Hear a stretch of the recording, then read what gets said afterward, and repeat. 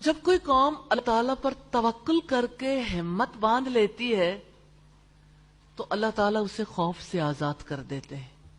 توکل کرنے والا ہی تو خوف سے آزاد ہوتا ہے. اس وقت پاکستان کی صورتحال ایسی ہے، پاکستان چاروں طرف سے ایسے ممالک میں گھرا ہوا ہے جہاں کرونا وائرس پہنچ چکا. چائنا، ایران اور افغانستان اور پھر عمان، یعنی سمندر کی سائٹ پہ کراچی سے آگے عمان کا ساحل. تو آپ یہ دیکھیے کہ پورے پاکستان میں خوف کی ایک فضا پیدا کی جا رہی ہے اور لوگ خوف زدہ ہو رہے ہیں.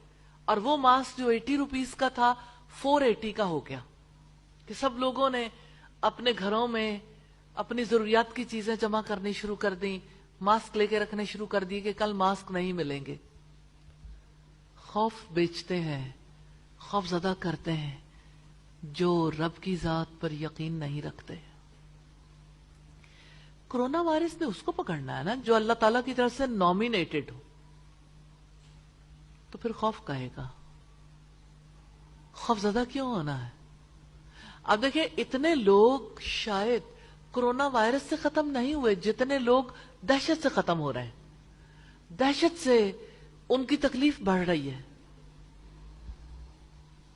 اللہ تعالیٰ بہتر جانتا ہے، لیکن نیشنل اور انٹرنیشنل سطح پر بہت گیمز ہوتی ہیں.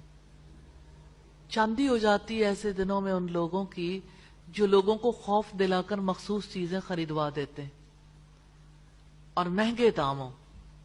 ہر ایک کو اس خطرے میں مبتلا کرتے تمہیں جان کا خطرہ ہے، تمہاری جان بچے گی نہیں، بچے گی نہیں.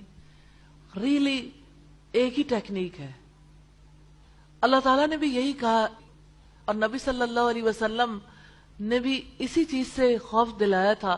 اتقوا النار اتقوا النار ولو بشق تمرہ، آگ سے بچ جاؤ اگرچہ کھجور کا ایک ٹکڑا دے کر ہی کیوں نہ بچو.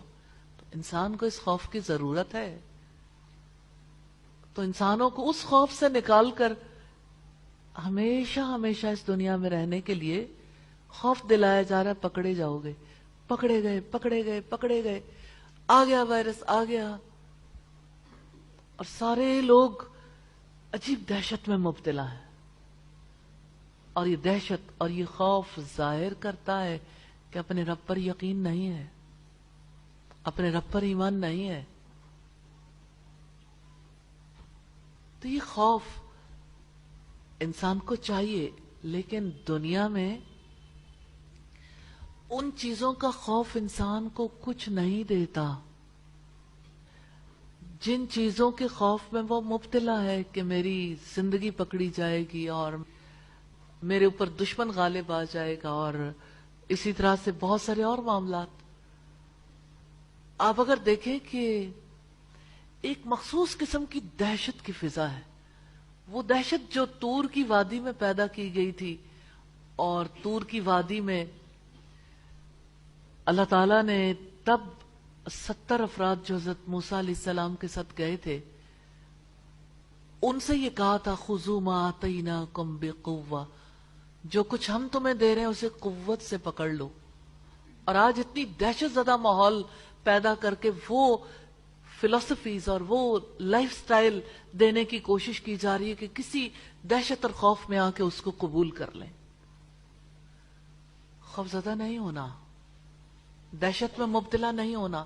موت نے وقت پر آنا ہے اور موت سے بھاگ کر کہیں نہیں جا سکتے. اپنے رب پر یقین رکھنا ہے. یہ یقین آپ کو پاک رکھے گا، یہ یقین آپ کو آگے بڑھائے گا.